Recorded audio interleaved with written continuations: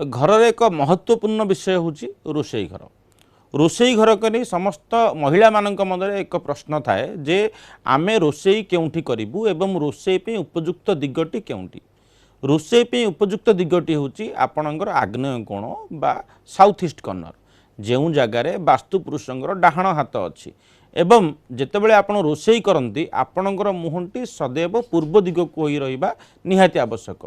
पूर्व दिग को मुख थिबा घरटी रोषेई करिबा दिगटी आपणक पे शुभफल प्रदान करे एवं पाक शुद्धि दिए।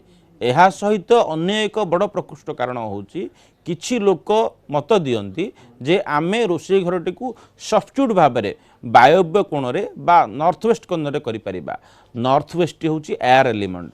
एयर एलिमेंट जगार जदि आमे रोषेई करिबा जो घर स्त्री माने बामांगी बोली विचार करा जाए से घर मानक भूखंड मानक स्त्री रोग देखा दिए।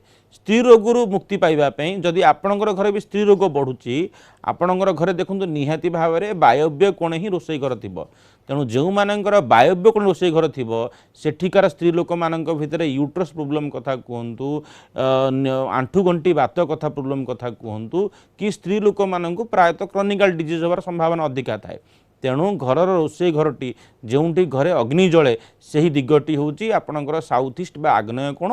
घरर आग्नेय कोण को विचार करी कंपास रखी आग्नेय कोण साउथ ईस्ट कर्नर को विचार करी सेठी ही रोषेई घरटे करंतु एवं ता द्वारा आपण सुफल प्राप्त करंतु।